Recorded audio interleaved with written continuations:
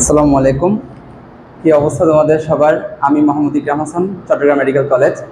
আজকে আমরা পড়ব কোষ ও এর গঠন, যেটা উদ্ভিদ বিজ্ঞানের একদম প্রথম অধ্যায়, অর্থাৎ আমরা একদম প্রথম থেকে শুরু করতে যাচ্ছি। আজকে আমরা একদম বেসিক থেকে মেনলি পড়াশোনা শুরু করব। এখানে আমরা বেশ কয়েকটা টপিকস রাখছি, সেটা হচ্ছে কোষ এর একক, কিভাবে আকার আকৃতি, কোষ বিদ্যার তত্ত্ব এবং কোষ প্রাচীর, কোষ ঝিল্লি পর্যন্ত আজকে আমরা মোটামুটি পড়বো। চলো আমরা শুরু করি তাহলে। প্রথমে আসি কোষ।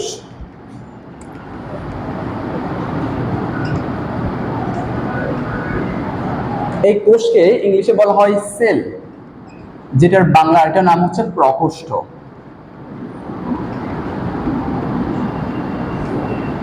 এই সেল বা প্রকোষ্ঠ হচ্ছে যে, ধরো আমি একটা ঘর করলাম, এই ঘরকে হচ্ছে যে ছোট ছোট কয়েকটা ছোট ছোট ভাগে ভাগ করলাম।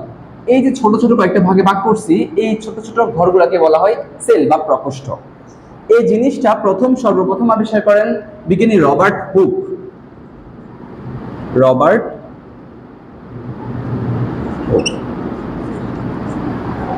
বিজ্ঞানী রবার্ট হুক যখন অণুবীক্ষণ যন্ত্র দিয়ে দেখছিলেন যে একটা কোষের উপর, মানে মানুষের দেহের উপর যখন অণুবীক্ষণ যন্ত্র রাখলেন, তখন উনি উপর থেকে বেশ কিছু এরকম ছোট ছোট প্রকোষ্ঠ দেখতে পান, যেগুলা উনি হচ্ছে যে আমাদের জেলখানার মধ্যে কয়েদিদের জন্য যে ছোট ছোট ঘরগুলো করা হয়, একটা কয়েদি থাকার জন্য এতটুকু একটা ঘর, এতটুকু একটা ঘর, কিংবা বৌদ্ধদের ক্ষেত্রে বৌদ্ধদের শিক্ষক এবং ছাত্ররা সাধারণত এই ছোট ছোট ঘরগুলোতে থাকে।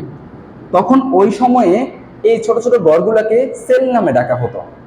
তখন উনি চিন্তা করলো যে, যেহেতু এই ছোটগুলা ঘর সেলের মতো, আর আমাদের দেহের মধ্যে এরকম জিনিসটা দেখা যাচ্ছে, যেটা তিনি শুধু উপর থেকে দেখছিলেন, যে উপর থেকে এরকম দেখা যায়। যেমন আমাকে যদি উপর থেকে যদি দেখা হয়, তাহলে আমার কি দেখা যাবে? শুধু এরকম মাথাটা দেখা যাবে, তাই না? পুরো বডির ভিতরে কি আছে না আছে এগুলো কিছু দেখা যাবে না। সেরকম উনিও শুধুমাত্র কোষের মধ্যে বাইরে থেকে শুধুমাত্র এরকম কতগুলো সেল দেখতে পেয়েছেন, এই ছোট ছোট ঘর, যেটা উনি পুরো সেল কখনো দেখতে পান নাই। উনি দেখছিলেন মূলত সেল ওয়াল, অর্থাৎ কোষ প্রাচীর। তিনি মূলত কোষ প্রাচীরটাই হচ্ছে তখন দেখতে পেয়েছিলেন। যেহেতু রবার্ট হুক সর্বপ্রথম এই সেল ওয়াল অর্থাৎ কোষের একটা প্রকোষ্ঠ দেখতে পান, এই জন্যই ওনাকে কোষ বিদ্যার জনক বলা হয়। তাহলে রবার্ট হুক হচ্ছে কোষ বিদ্যার জনক। কোষ বিদ্যার জনক রবার্ট হুক হচ্ছে কোষ বিদ্যার জনক। এখন উনি এই যে আবিষ্কার, ওনার এই বিশাল আবিষ্কার, উনি সর্বপ্রথম যে গ্রন্থের মধ্যে, যে বইটার মধ্যে প্রকাশ করছেন, তার নাম হচ্ছে মাইক্রোগ্রাফিয়া গ্রন্থে প্রকাশ করেন। এখন আসি, এই সেলটা আমাদের দেহের কি কাজ?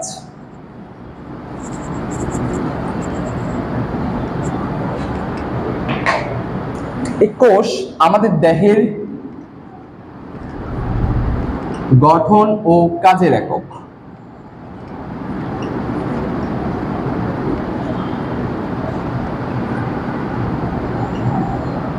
দেহের গঠন অর্থাৎ আমাদের দেহ, আমরা যদি দেহকে ভাগ করি, এটাকে ভাগ করতে করতে করতে করতে আমরা এমন একটা পর্যায়ে চলে গেলাম, যে পর্যায়ে শুধুমাত্র আমরা এরকম কতগুলো সেল বা প্রকোষ্ঠ দেখতে পাবো। এরপরে আমরা আর কিছু পাবো না। এরপরে এটাকে আমরা, এরপর যদি আরো ভাগ করতে যাই, তখন ধরো তুমি আরো ভাগ করতে গেলো, এরপর নিউক্লিয়াস, তারপর ক্রোমোজোম, এরকম করে ভাগ করতে গেলে ওই নিউক্লিয়াস দিয়ে তুমি যে এটা মানব বডি, এটা বুঝতে পারবা না। কিন্তু যদি আমি কোষ পর্যন্ত রাখি, তখন এটা বুঝতে পারবো, আমি আইডেন্টিফাই করতে পারবো যে এটা হচ্ছে একটা হিউম্যান বডি, বা এটা হচ্ছে একটা কোষ। এই কোষটা দিয়ে আমাদের দেহটা গঠিত হয়েছে। এটা তার মানে একটা, দুইটা, তিনটা, এরকম অসংখ্য অসংখ্য কোষ নিয়ে আমাদের হিউম্যান বডি গঠিত হয়। আবার আমাদের এই কোষগুলো হচ্ছে আমাদের দেহের সকল কাজকর্মের একক। অর্থাৎ আমি তুমি যে মুভমেন্ট করি, এক জায়গা থেকে আরেক জায়গায় চলাফেরা করি, বা যাবতীয় সব কাজ করি, বা লেখাপড়া করি, এই যে আমি এখানে দাঁড়ায় কথা বলতেছি, সব কাজ কার দ্বারা হয়? কোষ দ্বারা। এই যে আমি এই আঙ্গুলে যে নাড়াচ্ছি, এটাও হচ্ছে কোষ। এখানের মধ্যে অসংখ্য কোষ আছে। এই কোষগুলো হচ্ছে তাহলে আমাদের বডির সমস্ত কাজ করে থাকে। এই জন্য বলা হয় কোষ হচ্ছে দেহের গঠন ও কাজের একক। এটা আমরা 9-10 থেকে জেনে আসছি যে কোষ কাকে বলে। কোষ হচ্ছে দেহের গঠন ও কাজের একক। এরকম দেহের একক আর কি কি আছে? এই যে আমি একটা এখানে জিনিস লিখলাম যে একক, তাহলে একক আর কি কি আছে? আমি জানি যে দেহের গঠন হচ্ছে, যে দেহের গঠন ও কাজের একক কোষ। যেমন আমাদের ব্রেন, অর্থাৎ মস্তিষ্কের একক হচ্ছে নিউরন। মস্তিষ্কের একক কি? নিউরন। যখন আমাদের ব্রেনকে আমরা অনেক ক্ষুদ্রতে ক্ষুদ্র ভাগে ভাগ করব, তখন আমরা এরকম লম্বা লম্বা কতগুলো সেল পাবো। এই সেলগুলো হচ্ছে যে আমাদের একদম মাথা থেকে পা পর্যন্ত বিস্তৃত। এই লম্বা লম্বা যে সেলগুলা, এই সেলগুলাকে আমরা বলি হচ্ছে নিউরন। এই নিউরন দিয়েই হচ্ছে আমাদের ব্রেন গঠিত। তাহলে ব্রেনের একক নিউরন। এরকম আমাদের সমস্ত কিছুর হচ্ছে একটা একক থাকে, যেটা জিনিস দিয়ে ওই জিনিসটা তৈরি হয়। যেমন ধরো হচ্ছে যে এই বিল্ডিং এর কথা চিন্তা করি। এই বিল্ডিংটা যদি আমি ভাগ করি, ভাগ করার পর আমি কি পাবো? একটা ইট। ওই একটা ইট, দুইটা ইট এরকম গাঁথতে গাঁথতে একটা বড় বিল্ডিং গঠিত, একটা দালান তৈরি হয়। তার মানে একটা দালানের একক হচ্ছে যে ইট। এরকম আমাদের দেহের একক হচ্ছে কোষ, আমাদের ব্রেনের একক নিউরন। এরপর আমরা যে জিনিসটা নিয়ে কথা বলবো সেটা হচ্ছে আকার ও আয়তন। এখন আমরা তো জানি কোষ, কোষ হচ্ছে যে দেহের গঠন ও কাজের একক। এখন কতগুলো কোষ আছে? অনেক বড় বড় কোষ, কিছু কোষ আছে ছোট, একদম ছোট, আবার কিছু আছে মাঝারি আকারের, এরকম অনেক অনেক আকারের কোষ থাকে। এবং কোষের, আমার দেহে যে কোষগুলো আছে এগুলোর বা আয়তন কতটুকু সেটা আমরা একটু জানি। পৃথিবীতে যত প্রকারের ডিম আছে, ডিম, ডিম খাও না তোমরা? এই ডিম, এগুলো হচ্ছে একটা কোষ। প্রত্যেকটা ডিম একটা কোষ। তো এরকম ধরো হচ্ছে যে মুরগির ডিম, হাঁসের ডিম, এরকম অনেক বড় বড়, আস্তে আস্তে বড় বড় কোষ, আরো বড় বড় ডিম আছে। এখন যত বড় ডিম তত বড় কোষ। এরকম যেখানে যেটা সবচেয়ে বড় কোষ সেটা হচ্ছে যে ওট পাখির ডিম। এই ওট পাখির ডিম হচ্ছে যে পৃথিবীর সবচেয়ে বড় ডিম। আর সবচেয়ে বড় ডিম মানে হচ্ছে যে সবচেয়ে বড় কোষ। তো ডিম যেটা সেটাই কোষ। এখন আমাদের বডিতে কি ডিম আছে? হ্যাঁ আছে। সেটা হচ্ছে যে আমাদের মায়েদের ক্ষেত্রে, হচ্ছে ডিম্বাণু থাকে। এই ডিম্বাণুই হচ্ছে একটা ডিম, এটা এই। আমরা জানি যে ডিম মানে এটা সবচেয়ে বড় কোষ, ডিম মানে একটা কোষ, এটা সবচেয়ে বড় কোষ। সো আমাদের ক্ষেত্রে, মানুষের ক্ষেত্রে হচ্ছে সবচেয়ে বড় কোষ হচ্ছে যে ডিম্বাণু। আর পৃথিবীর সবচেয়ে বড় কোষ যেটা বলবো সেটা হচ্ছে যে ওট পাখির ডিম। তাহলে ওট পাখির ডিম পৃথিবীর সবচেয়ে বড় কোষ, আর মানুষের ক্ষেত্রে সবচেয়ে বড় কোষ হচ্ছে ডিম্বাণু। এইটা হচ্ছে সবচেয়ে বড়র ক্ষেত্রে গেলাম। এখন আসি সবচেয়ে ছোট কোষ কি। তাহলে পৃথিবীর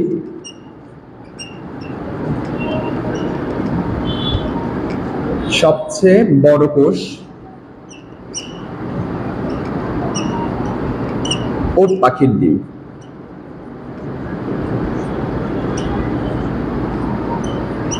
আর মানুষের ক্ষেত্রে তাহলে কি হবে? মানুষের ক্ষেত্রে সবচেয়ে বড় কোষ হচ্ছে ডিম্বাণু।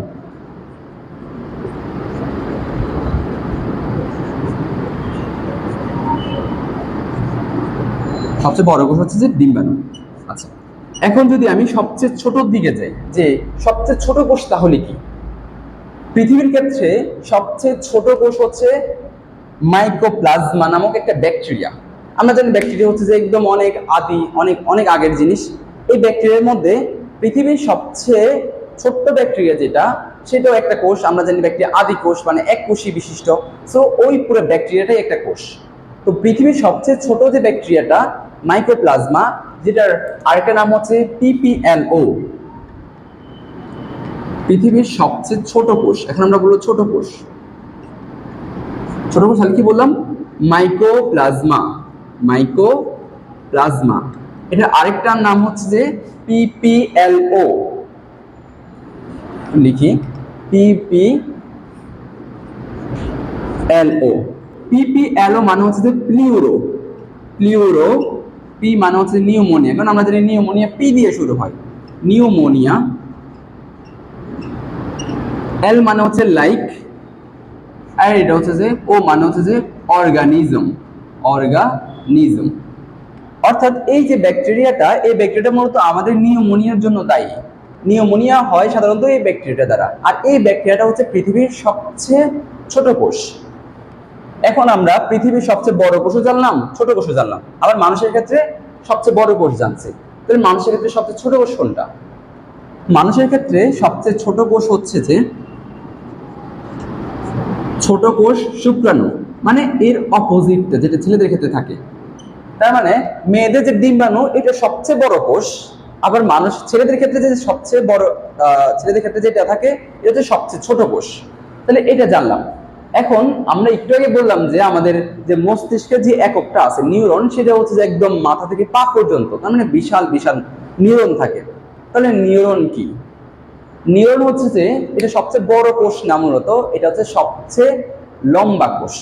নিউরনটা হচ্ছে সবচেয়ে লম্বা কোষ, মানে এটা হচ্ছে যে একদম শুধু লম্বাই, তবে এটা পাশ থেকে অতটা বড় না, দৈর্ঘ্যে বড় কিন্তু প্রস্থে বড় না, যার কারণে নিউরনকে আমরা সবচেয়ে বড় কোষ বলতে পারি না, এটা সবচেয়ে লম্বা কোষ। আর এই নিউরনটা এখানে যদি দেখা যায়, আমি একটু নিচে দিয়ে লিখি,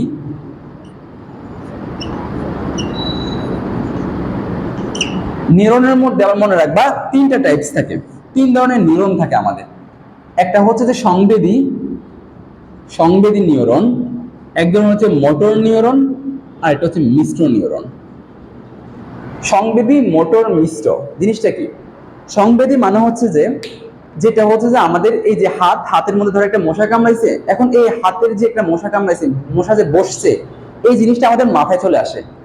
এই যে হাত থেকে এই যে একটা সংবেদী একটা সেন্সেশন যে আমাদের ব্রেনে গেল, এই নিচ থেকে যেটা উপর দিকে উঠে সেটা হচ্ছে সংবেদী নিউরন। অর্থাৎ যে নিউরনটা আমাদের এই যে এনভায়রনমেন্টের বিভিন্ন সেন্সেশন আমাদের ব্রেনে পৌঁছায় দেয়, সেটা হচ্ছে যে আমাদের সংবেদী নিউরন। আর যেটা মোটর নিউরন, সেটা হচ্ছে যে আমাদের ব্রেনে একটা সংবেদ গেল, অর্থাৎ একটা সেন্স গেল, তখন আমাদের ব্রেন এর বিপরীতে যে কাজটা করে, যে অ্যাকশনটা নেয়, এটা হচ্ছে মোটর। যেমন এই যে হাতে ধরো আমার একটা মশা কামড়াইছে, এখন আমার ব্রেনে এখান থেকে হচ্ছে যে সংবেদীর মাধ্যমে ব্রেনে গেল সেন্সেশনটা, তখন আমার ব্রেন অন্য হাতে কমান্ড দিল যেটা মেরে ফেলতে, তখন এই যে ব্রেন এই হাতকে যে কমান্ড দিল মেরে ফেলতে, এই ব্রেন থেকে এই হাত পর্যন্ত পৌঁছাইতে যে নিউরনটা ব্যবহৃত হয়েছে সেটা হচ্ছে আমাদের মোটর নিউরন। তো এরকম লম্বা লম্বা অনেক বড় বড় লম্বা থাকে, যেমন ধরো হচ্ছে আমার পায়ে, আমি পাটা যে নাড়াইলাম ফুটবল খেলার সময়, তখন কি হয়, পা যে আমি এখন নাড়াইতে হবে, এটা সেন্সটা কোথা থেকে যায়? ব্রেন থেকে যায়। তার মানে ব্রেন থেকে পা পর্যন্ত এত বড় বড় আমাদের নিউরন থাকে। এই নিউরন অর্থাৎ এই মোটর নিউরন গুলো হচ্ছে মানুষের সবচেয়ে লম্বা কোষ।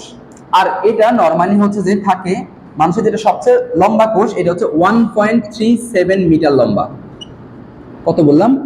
1.37 মিটার। 1.37 মিটার মানে হচ্ছে একজন প্রাপ্তবয়স্ক মানুষের ক্ষেত্রে এটা একদম পা থেকে মাথা থেকে পা পর্যন্ত যত লম্বা, এই লম্বাটাই হচ্ছে 1.37 মিটার লম্বা। আর এটাই হচ্ছে আমাদের একটা মোটর নিউরনের দৈর্ঘ্য, যেটা হচ্ছে যে মানব দেহের সবচেয়ে লম্বা কোষ। ক্লিয়ার? এটা হচ্ছে আমাদের মোটামুটি আমাদের আকার গেল। এখন আসে আয়তনের ক্ষেত্রে। আয়তন বিষয়টা হচ্ছে যে যেটা একটু আগে বললাম যে আমাদের নিউরন, মোটর নিউরন যেটা সবচেয়ে লম্বা কোষ, সেটা হচ্ছে 1.37 মিটার লম্বা। এখন আমরা তো আরো কয়েকটা জিনিস পড়ে আসছি, যে পৃথিবীর সবচেয়ে বড় কোষ ওট পাখির ডিম, সবচেয়ে ছোট কোষ মাইক্রোপ্লাজমা, এগুলোর ক্ষেত্রে কি হবে? পৃথিবীর সবচেয়ে যেটা বড় কোষ ওট পাখির ডিম, সেটার আয়তন হচ্ছে যে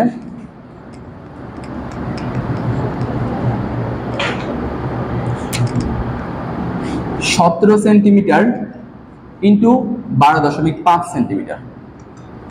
অর্থাৎ ওট পাখির ক্ষেত্রে দৈর্ঘ্যটা হচ্ছে 17 সেন্টিমিটার, আর প্রস্থ পাশে থেকে মোটা হচ্ছে এটা 12.5 সেন্টিমিটার, যার কারণে হচ্ছে যে এটা হচ্ছে যে পৃথিবীর সবচেয়ে বড় কোষ, যেটা দৈর্ঘ্যও বড় আবার প্রস্থেও বড়। আর যেটা সবচেয়ে ছোট কোষ, যেটা, এটা মাত্র 0.1 মাইক্রোমিটার।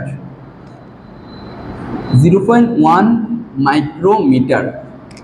ওই দেখো সেন্টিমিটার, এটা হচ্ছে সেন্টিমিটার, বাট এটা হচ্ছে সেন্টিমিটার, মিলিমিটার, মাইক্রোমিটার, অর্থাৎ 10⁻⁶ হিসাবে আমরা এই 10⁻⁶ মিটার, এটা হচ্ছে 0.1 মাইক্রোমিটার। তার মানে এতটা ক্ষুদ্র, যেটা হচ্ছে নর্মালি দেখা যায় না।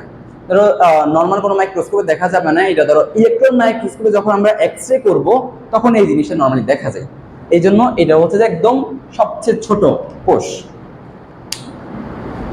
এখন আমাদের ক্ষেত্রে, আমাদের বডিতে তো আমরা বড় কোষও জানলাম, ছোটও জানলাম, আবার হচ্ছে যে সবচেয়ে লম্বাও জানলাম।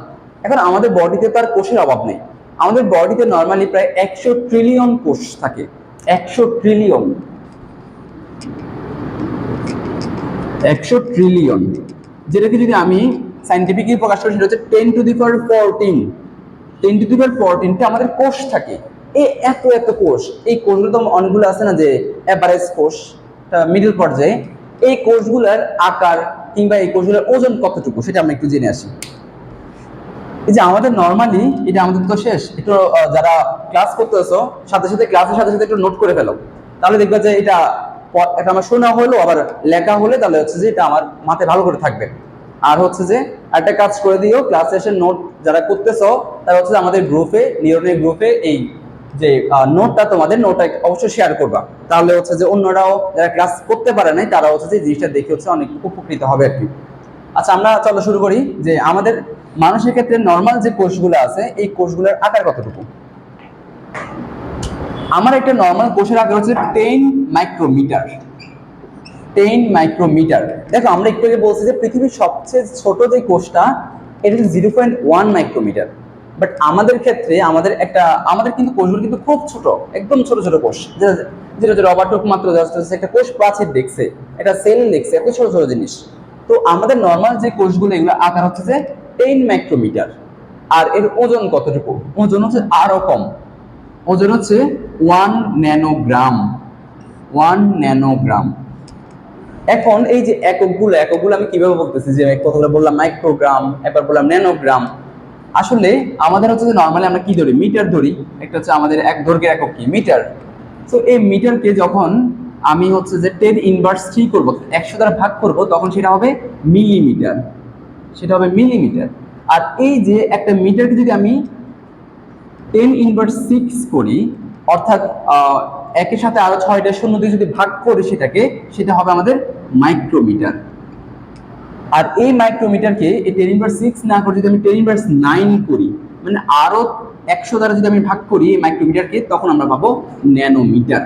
এখন এই ন্যানোমিটার গেল, যদি আমি এটাকে গ্রামে প্রকাশ করি তখন এটা ন্যানোগ্রাম, মাইক্রোগ্রাম, তারপর মিলিগ্রাম, এভাবে আসবে। সো এটা হচ্ছে আমাদের ন্যানোগ্রাম যখন গ্রামে প্রকাশ করবো তখন। তাহলে আমরা বলতে পারি যে আমাদের একটা বডির যে কোনো একটা কোষের আকার হচ্ছে যে 10 মাইক্রোমিটার, আর ওজন হচ্ছে 1 ন্যানোগ্রাম। ক্লিয়ার? ওজন 1 ন্যানোগ্রাম, আকার 10 মাইক্রোমিটার। যদি ক্লিয়ার হয় তাহলে আমরা একটা নেক্সট টপিকে যাই, সেটা হচ্ছে কোষ বিদ্যা ও কোষ তত্ত্ব। ওকে, এখন আমরা যেটা পড়বো সেটা হচ্ছে কোষ বিদ্যার কোষ তত্ত্ব। কোষ বিদ্যা, এটার ইংলিশ নাম হচ্ছে সাইটোলজি। লজি শব্দের অর্থ হচ্ছে যে আমরা যেমন বায়োলজি পড়ি, লজি মানে একটা বিদ্যা যেখানে হচ্ছে যে একটা বিষয় নিয়ে আলোচনা, পর্যালোচনা, গবেষণা করা হয়, মানে একটা ওভারঅল হচ্ছে যে আমাদের একটা সাবজেক্ট, এটা হচ্ছে একটা লজি। তো কোষ নিয়ে হিউজ গবেষণা করা হয়েছে। ওই যে রবার্ট হুক একটা জিনিস আবিষ্কার করছে, এটার পর হচ্ছে যেটা আরো সূক্ষ্মভাবে অনেক কিছু আবিষ্কার হয়েছে। আবিষ্কার করার পর ওভারঅল যে আমাদের এতদিন ধরে আমরা যে জিনিসটা অনেক পড়াশোনা, এটা হচ্ছে আমাদের সাইটোলজি।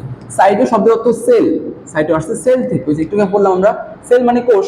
তো সেল নিয়ে যেখানে আলোচনা করা হয় বা পর্যালোচনা গবেষণা করা হয় সেটা হচ্ছে আমাদের সাইটোলজি, অর্থাৎ কোষ বিদ্যা।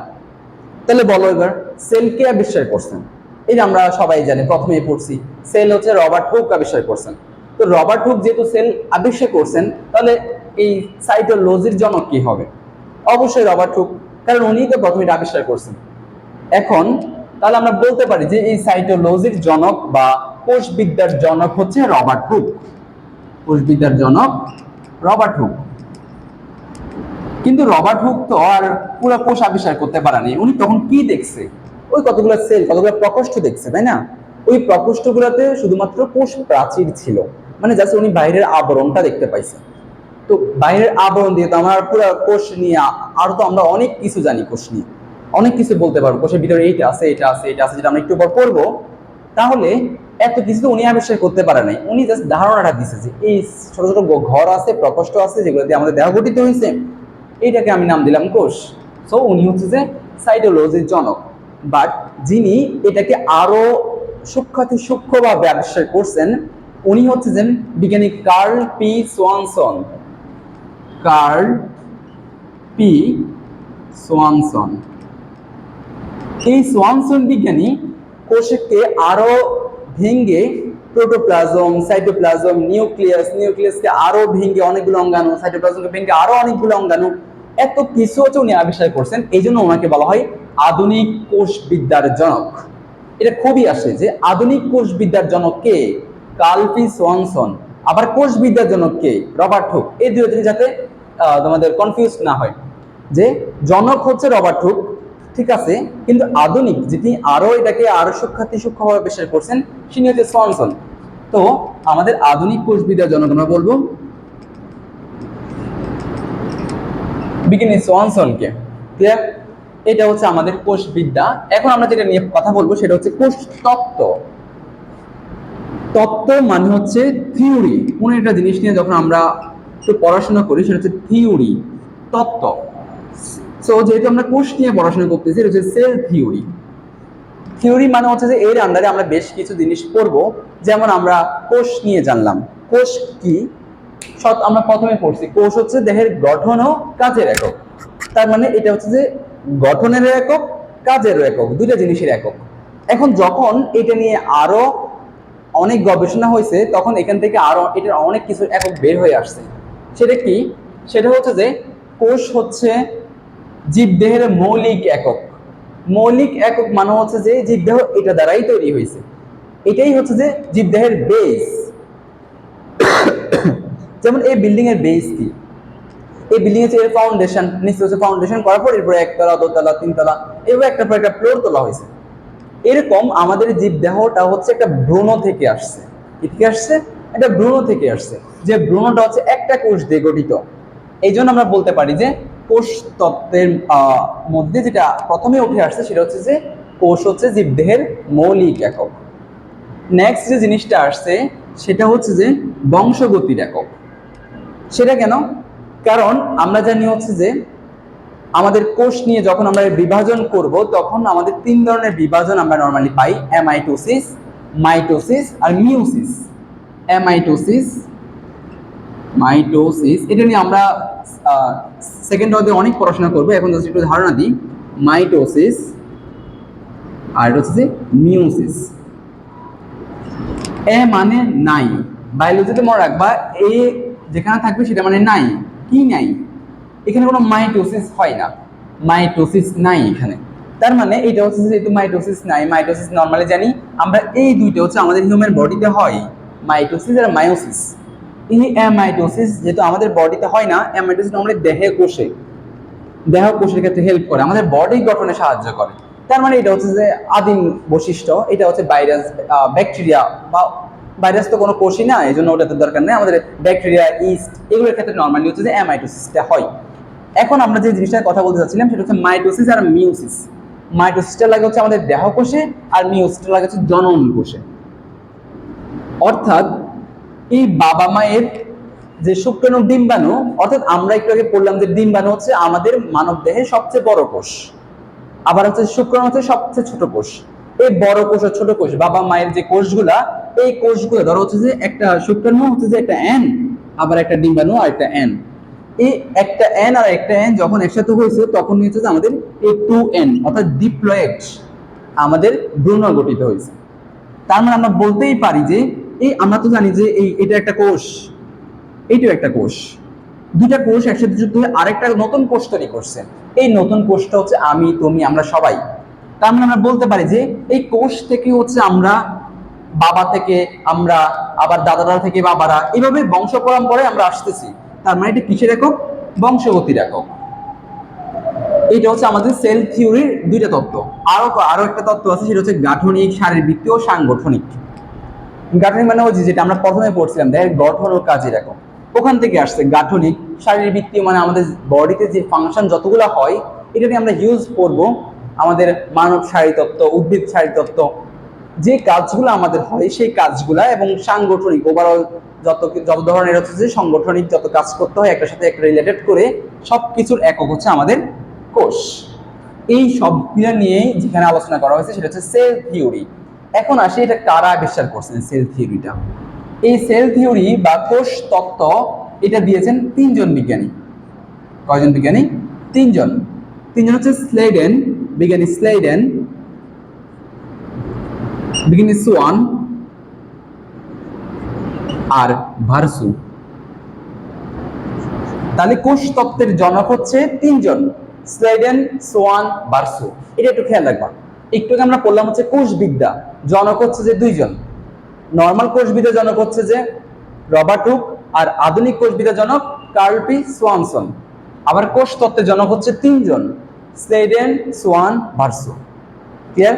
তাহলে এগুলো হচ্ছে এমসিকিউ এর জন্য খুবই ইম্পর্টেন্ট, এগুলো আমাদের লাগবে, এগুলো একটু নোট করে রাখো, নোট করে রাখলে দেখবে সুবিধা হবে, এগুলো পরে মাথায় রাখতে একটু তোমাদের জন্য হেল্প হবে। একটু বন্ধ কর। আচ্ছা, এখন আমরা যে জিনিসটা নিয়ে একটু বোর্ডে লেখা আছে দেখো, হোমিওস্টেসিস। হোমিওস্টেসিস, এটা নিয়ে আমরা একটু কথা বলবো। এই হোমিওস্টেসিস বিষয়টা আসলে কি, এখানে কেন আসছে, এটা অনেকেই কনফিউজড, অনেকেই একটু সমস্যায় পড়ো। হোমিওস্টেসিস বিষয়টা এটা হচ্ছে কোষের একটা বিশাল ইম্পর্টেন্ট বৈশিষ্ট্য, এটা কোষের বৈশিষ্ট্য। হোমিওস্টেসিসটা কোষের বৈশিষ্ট্য, কিন্তু এই বৈশিষ্ট্যটা কেন রাখতেছে, এর কি এমন ইম্পর্টেন্স সেটা একটু জানি। হোমিওস্টেসিস মানে হচ্ছে যে বাইরের কোনো তাপমাত্রার সাথে দেহের অভ্যন্তরীণ তাপমাত্রার স্থিতি অবস্থা বজায় রাখা। বিষয়টা একটু ক্লিয়ার করে দেখো। আমাদের বডিতে রক্তের তাপমাত্রা কত জানো?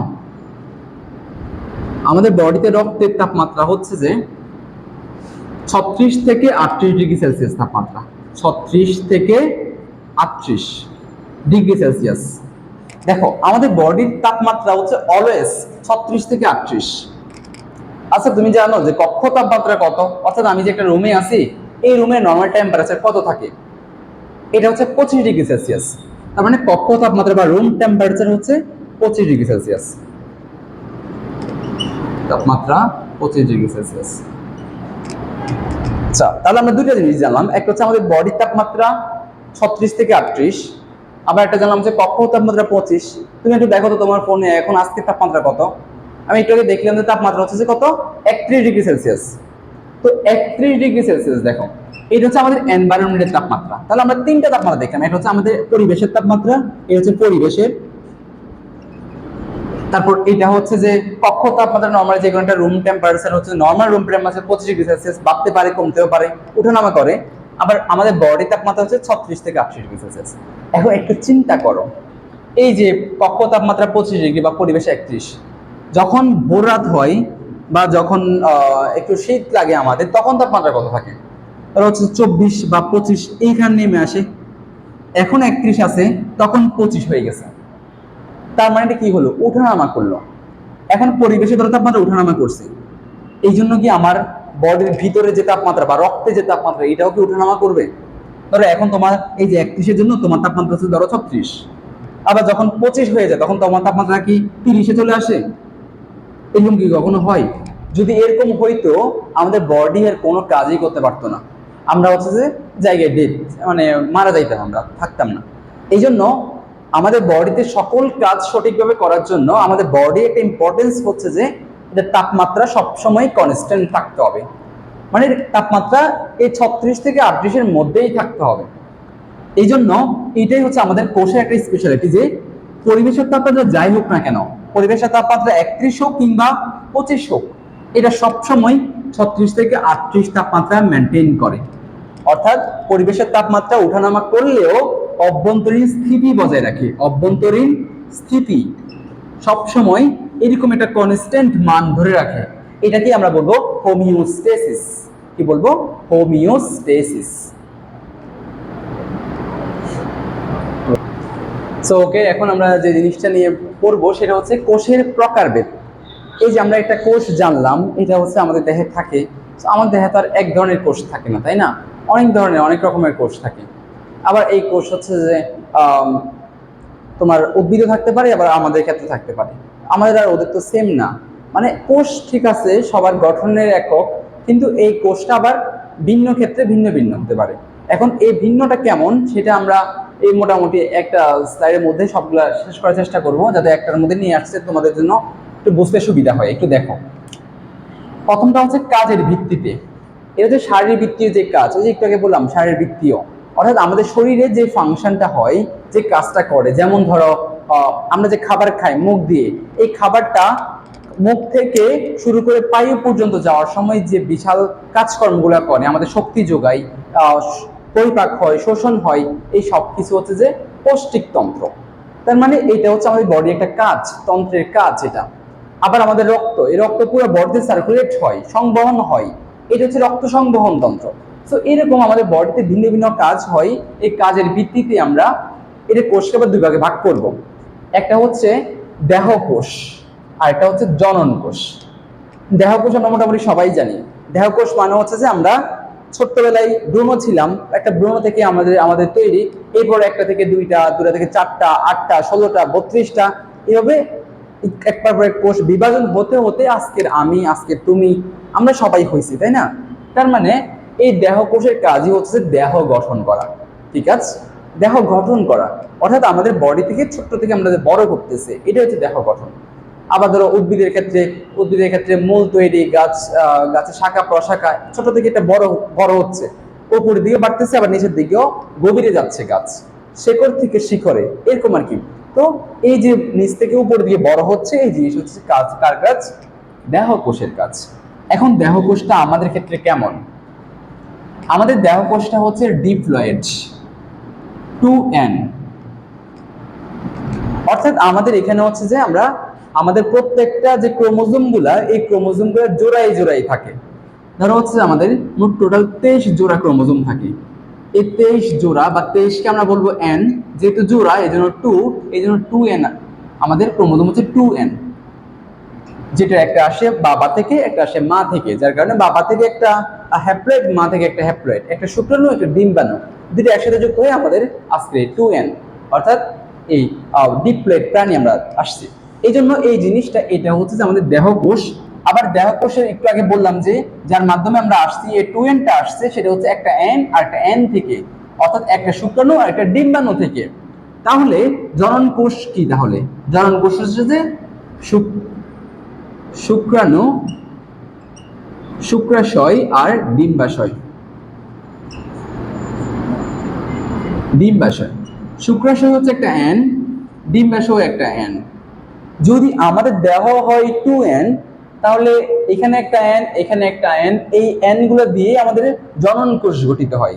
তাহলে আমরা বলতে পারি যে জনন কোষ তাহলে হ্যাপ্লয়েড নাকি ডিপ্লয়েড? তাহলে আমরা জানি যে n মানে হ্যাপ্লয়েড, আবার 2n মানে ডিপ্লয়েড। সো এটা যেহেতু n, এটাও n, তাহলে আমরা বলতে পারি জনন কোষ মানে হ্যাপ্লয়েড। তাহলে দেহকোষ ডিপ্লয়েড, জনন কোষ হ্যাপ্লয়েড, খুব ইম্পর্টেন্ট। জনন কোষের মধ্যে যে শুক্রাণু, ডিম্বাণু, এগুলো হ্যাপ্লয়েড, এটা কোষায় আসবেই। সো জনন কোষ হ্যাপ্লয়েড, এটা খেয়াল রাখবো। এখন আমরা যে যার ভিত্তিতে এটাকে ভাগ করব, সেটা হচ্ছে নিউক্লিয়াসের গঠন। নিউক্লিয়াসের গঠন হচ্ছে যে আমরা যে নিউক্লিয়াস তো জানি, নিউক্লিয়াস হচ্ছে কোষের কেন্দ্রিকা, একটা কোষ, এই কোষের হচ্ছে কেন্দ্রিকা যদি আমি করি, তাহলে হচ্ছে ধরো হচ্ছে যে সেন্টার, এটাকে আমি মাঝখানে ভাগ করলাম, এরপর হচ্ছে যে এরকম। তো এটা হচ্ছে আমাদের কোষের কেন্দ্র, এটা হচ্ছে কোষের কেন্দ্র। এই কোষের কেন্দ্র অর্থাৎ নিউক্লিয়াস, এই নিউক্লিয়াসের ভিতরে ধরো ক্রোমোজোমের চারদিকে হচ্ছে প্যাচান ক্রোমোজোম থাকে, নিউক্লিওলাস থাকে, আর হচ্ছে যেটা মেমব্রেন, যেটার মাধ্যমে হচ্ছে যেটা বাইরে থেকে এটাকে প্রটেক্ট করতেছে। সো এটা হচ্ছে আমাদের নিউক্লিয়াস। কিন্তু নিউক্লিয়াস কি সবার কি এরকম সুন্দর করে সুগঠিত থাকে? যে বাইরে একটা মেমব্রেন, সুন্দর করে একটা মেমব্রেন দিলাম, এরপর অনেকগুলো ক্রোমোজোম, নিউক্লিওলাস, তাহলে সবার ক্ষেত্রে থাকে না। কাদের ক্ষেত্রে থাকে, কাদের ক্ষেত্রে থাকে না? যে কোষগুলা আগের, অনেক আগের কোষ, আদি প্রকৃতির, ওইগুলোতে সাধারণত এরকম কোনো নিউক্লিয়াস কিছু থাকে না। কি থাকে সাধারণত হচ্ছে যে একটা কোষ, ধরো একটা কোষ, এই কোষের মধ্যে এরকম করে পেঁচানো জিনিস থাকে। এই দেখো জাস্ট একটা পেঁচানো জিনিস, এটা কি? জাস্ট একটা ডিএনএ। ডিএনএ, সো এই একটা ডিএনএ দিয়েই হচ্ছে কি হয়, এই একটা নিউক্লিয়াস হয়ে গেল। এটা কি নিউক্লিয়াস হলো? আসলে হলো না, কিন্তু নিউক্লিয়াসের মতো। কেন মতো বলতেছি? কারণ যেটা প্রকৃত কোষের ক্ষেত্রে, এই যে আধুনিক কোষ, প্রকৃত কোষ, এই কোষের ক্ষেত্রে দেখো সুন্দর করে হচ্ছে ক্রোমোজোম আছে, ক্রোমোজোমের ভিতরে ভিতরে ডিএনএ থাকে, এই ক্রোমোজোমের মধ্যেই ডিএনএ থাকে। তাহলে এখানের মধ্যে ডিএনএ আছে, এখানের মধ্যে ক্রোমোজোমের মধ্যে অর্থাৎ নিউক্লিয়াসের ভিতরে ডিএনএ আছে। এই জন্য জাস্ট এই ডিএনএ যেখানেই থাকে ওটাকে আমরা নিউক্লিয়াসের মতো বলবো, নট নিউক্লিয়াস। নিউক্লিয়াসের মতো যদি আমি বলি, মতো মানে হচ্ছে যে অয়েড, মতো মানে অয়েড, তাহলে এটার নাম হবে নিউক্লিয়েট। নিউক্লিয়েট, অয়েড মানে হচ্ছে যে কি বললাম, মতো, আর নিউক্লিয় মানে নিউক্লিয়াস, অর্থাৎ আদি কোষের ক্ষেত্রে এইটা হচ্ছে যে নিউক্লিয়াসের মতো, এই জন্য এটাকে আমরা বলবো নিউক্লিয়েট। অর্থাৎ আদি কোষের নিউক্লিয়েট থাকে, আর প্রাণী কোষের ক্ষেত্রে, প্রকৃত কোষের ক্ষেত্রে নিউক্লিয়াস থাকে। ক্লিয়ার? আদি কোষের ক্ষেত্রে নিউক্লিয়েট থাকে, প্রকৃত কোষের ক্ষেত্রে নিউক্লিয়াস থাকে। ওকে, তো এটা হচ্ছে আমাদের আদি কোষ। আদি কোষে ইংলিশে বলা হয় প্রোক্যারিওসাইট। প্রোক্যারিওসাইট, প্রো মানে আদি, আবার প্রো মানে আইফোনে ওই প্রো ম্যাক্স না, এটা প্রো বায়োলজির ক্ষেত্রে আলাদা জিনিস। বায়োলজির ক্ষেত্রে যে আমরা একটু আগে বললাম এ মানে হচ্ছে নাই, অনুপস্থিত। আবার এখানে প্রো মানে একটু আগে বলছি হচ্ছে যে সাইটোলজি, অর্থাৎ লজি মানে হচ্ছে তত্ত্ব, আর সাইটো মানে হচ্ছে যে আমাদের সেল। সো এরকম। তো প্রো মানে হচ্ছে আদি, ক্যারিও শব্দের অর্থ নিউক্লিয়াস। প্রো মানে আদি, ক্যারিও মানে নিউক্লিয়াস, আর সাইট মানে তো আমরা আগে থেকেই জানি কি বলতো, সাইট মানে সেল অর্থাৎ কোষ। অর্থাৎ নিউক্লিয়াসের ভিত্তিতে, এই নিউক্লিয়াসের ভিত্তিতে যে কোষগুলো আদি প্রকৃতির, এগুলোকে আমরা বলবো প্রোক্যারিওসাইট বা আদি কোষ। প্রোক্যারিওসাইট বা আদি কোষ। এখন আসে প্রকৃতির ক্ষেত্রে। প্রকৃতির ক্ষেত্রে কি হয়, এটার নাম হচ্ছে ইউক্যারিওসাইট। ইউক্যারিওসাইট, ইউ শব্দের অর্থ প্রকৃত। ইউ ই ইউ, এই ইউ শব্দের অর্থ প্রকৃত বায়োলজির ক্ষেত্রে। এটা একটু নোট ডাউন করে রাখো যে প্রো মানে আদি, ইউ মানে প্রকৃত, আর ক্যারিয়ন বলে একটু আগে বললাম, ক্যারিয়ন মানে কি নিউক্লিয়াস, সাইট মানে কোষ। সো এইটা যে কোষগুলা নিউক্লিয়াসের ভিত্তিতে প্রকৃত বা আধুনিক প্রকৃতির, ওগুলোকে আমরা বলবো প্রকৃত কোষ বা ইউক্যারিওসাইট। ক্লিয়ার? এটা হচ্ছে আমরা ভাগ করলাম। আরেকটা জিনিস আমরা পড়লাম যে আদি কোষে থাকে নিউক্লিয়েট, প্রকৃত কোষে থাকে হচ্ছে যে নিউক্লিয়াস। লাস্ট যে জিনিসটা সে আরেকটা ভাগে ভাগ করছে, সেটা হচ্ছে যে এই যে আমরা প্রকৃত কোষ পাইলাম, এই প্রকৃত কোষের মধ্যে সুগঠিত নিউক্লিয়াসটা কেমন। নিউক্লিয়াস ধরো এই যে এটা নিউক্লিয়াস, কিন্তু এই নিউক্লিয়াসটা আসলে কেমন, কি আছে কি নাই, কি আছে বা নাই, এটার ভিত্তিতে আমরা আবার দুভাগে ভাগ করছি। একটা হচ্ছে উদ্ভিদ কোষ আর একটা প্রাণী কোষ। উদ্ভিদ কোষ প্রাণী কোষ নিয়ে এটা আমরা একটু পর একটু ডিটেলসে পড়বো, তার একটু ধারণা দিই। সেটা হচ্ছে উদ্ভিদ কোষের মধ্যে বাইরের দিকে একটা প্রোটেকশন থাকে, একটা ওয়াল থাকে, যেটাকে আমরা বলি কোষ প্রাচীর। যেমন তুমি ধরো হচ্ছে যে একটা গাছ দেখলা, টুক করে একটা গুতা মারলা, এখন কি হবে, এখন তোমার গুতার সাথে গাছে যদি 5-6টা বা 100টা সেল নষ্ট হয়ে যায়, তখন কি হবে, গাছটার দাঁড়াতে পারবে না। এখন এই জন্য গাছকে যাতে হচ্ছে যে কোনো সমস্যা না হয়, প্রোটেকশন দেওয়ার জন্য বাইরে দিয়ে একটা ওয়াল থাকে, যে ওয়ালের নাম হচ্ছে যে প্রাচীর, এটাকে বলা হয় কোষ প্রাচীর। এই জন্য উদ্ভিদ কোষে থাকে কোষ প্রাচীর, কিন্তু আমাদের মানুষের ক্ষেত্রে কি এটা হয় না, আমাদের কোনো প্রাচীর নাই, জাস্ট একটা ঝিল্লি থাকে। ঝিল্লি হচ্ছে একটা পাতলা জিনিস, যার ভিতরে হচ্ছে এই নিউক্লিয়াস, সাইটোপ্লাজম, এই জিনিসগুলো থাকে। কিন্তু গাছের জন্য আলাদা প্রোটেকশনের জন্য ওদের শক্ত প্রাচীর থাকে, যেটাকে বলা হয় কোষ প্রাচীর। এরপর প্রাণী কোষে তাহলে কি থাকে, প্রাণী কোষেও এরকম এক্সট্রা কতগুলো জিনিস থাকে, যেমন হচ্ছে যে তোমার সেন্ট্রিউল থাকে প্রাণী কোষে। সেন্ট্রি, এই যে উদ্ভিদ কোষ, এখানে তাহলে আমরা কি পাইলাম, কোষ প্রাচীর পাইছি। আবার প্রাণী কোষে সেন্ট্রিউল থাকে, এটা হচ্ছে আমরা এটা নিয়ে আমরা অনেক পড়াশোনা করবো পরে, যখন আমরা সাইটোপ্লাজম পড়তে যাব। এই উদ্ভিদ কোষের মধ্যে আমরা জানি উদ্ভিদ কোষ কি করে, খাদ্য তৈরি করে। এখন খাদ্য যদি তৈরি করতে হয়, ওর তো কিছু জিনিস রিজার্ভে রাখা লাগবে, তাই না? যেমন ধরো কিছু রস বা পানি জাতীয় কিছু জিনিস, যার মাধ্যমে যে কোনো সময় খাদ্য তৈরি করতে পারে। এই জন্য ওর যাতে রিজার্ভে রাখতে পারে, এই জন্য ওর ভিতরে একটা বড় গহ্বর থাকে, যেটাকে আমরা বলি কোষ গহ্বর। বড় গর্ত থাকে, আমরা যখন ছবি আঁকবো একটু পর তখন দেখবো অনেক বড় একটা গর্ত থাকে, এটাকে বলে কোষ গহ্বর। এই জিনিসটা যেহেতু উদ্ভিদই কেবল খাদ্য তৈরি করে, আমরা তো করি না কিছু, আমরা জাস্ট ওর থেকে খাবার নিয়ে খাই আর শক্তি তৈরি করি, এটাই। কিন্তু ওর তো খাদ্য তৈরি করতে হয়, যার কারণে ওর এক্সট্রা কিছু জিনিস থাকে। আবার আমাদেরও এরকম এক্সট্রা কিছু কিছু জিনিস থাকে, সেন্ট্রিওল, এগুলো নিয়ে আমরা পরে অনেক পড়বো। এখন আপাতত হচ্ছে আমরা এই প্রকারভেদটা শিখলাম। তাহলে আমরা কোষের প্রকারভেদ, এতগুলো যে কোষ পড়ছি, বড় কোষ, ছোট কোষ, মানবদের প্রায় এতগুলো কোষ পড়লাম, এগুলোকে আমরা অনেকভাবে ভাগ করলাম। যেমন কিছু কোষ হচ্ছে যে আমাদের দেহ গঠনে সাহায্য করে, এগুলো হচ্ছে দেহ কোষ। যেগুলো জনন কোষ, অর্থাৎ আমাদের বংশগতিতে সাহায্য করে, জনন কোষ। তাহলে দেহ কোষগুলো হচ্ছে ডিপ্লয়েড, জনন কোষগুলো হচ্ছে হ্যাপ্লয়েড। এরপর নিউক্লিয়াসের গঠনের ভিত্তিতে পড়লাম, যাদের নিউক্লিয়াসটা আদি প্রকৃতির, প্রো, এগুলোকে আমরা বলবো প্রোক্যারিওসাইট বা আদি কোষ। আর যাদের ক্ষেত্রে হচ্ছে যে প্রকৃত, এদেরকে আমরা বলবো প্রকৃত কোষ। আদি কোষের ক্ষেত্রে থাকে হচ্ছে নিউক্লিয়েট, অর্থাৎ নিউক্লিয়াসের মতো, অয়েড মানে মতো, নিউক্লিয়াসের মতো। আর প্রকৃত কোষে যেহেতু মেমব্রেন থাকে, তোমার ক্রোমোজোম থাকে, নিউক্লিওলাস থাকে, একদম একদম আদর্শ, এই জন্য এটাকে আমরা বলি নিউক্লিয়াস। এটা এরপর এই প্রকৃত কোষকে আমরা আবার আরো দুটা ভাগে ভাগ করলাম সুগঠিত নিউক্লিয়াসের উপর ভিত্তি করে। একটা হচ্ছে উদ্ভিদ কোষ আর প্রাণী কোষ। উদ্ভিদের ধরো আমাদের চেয়ে এক্সট্রা কিছু আছে, আমাদের ওদের থেকে এক্সট্রা কিছু আছে, আবার আমাদের ওদের কিছু আছে যেটা আমাদের নাই, আমাদের কিছু আছে যেটা ওদের নাই। এই জন্য এইসব ভিত্তিতে আমরা আবার উদ্ভিদ কোষ আর প্রাণী কোষে ভাগ করলাম। এই হচ্ছে আমাদের মোটামুটি প্রকারভেদ। ওকে, আমরা এখন যে জিনিসটা পড়বো সেটা হচ্ছে একটু আগে বললাম যে নিউক্লিয়াসের গঠনের উপর ভিত্তি করে আমরা কোষকে দুভাগে ভাগ করছি, আদি কোষ আর প্রকৃত কোষ। এখন এই যে আদি কোষ আর প্রকৃত কোষের মধ্যে তো অবশ্য একটা বিশাল ডিফারেন্স আছে।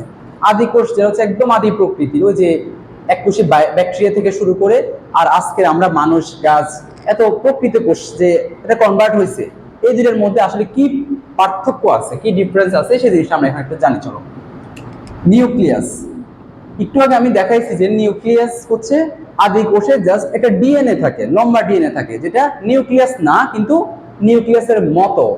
মতো কি বলছি, অয়েড, অর্থাৎ নিউক্লিওয়েড থাকে।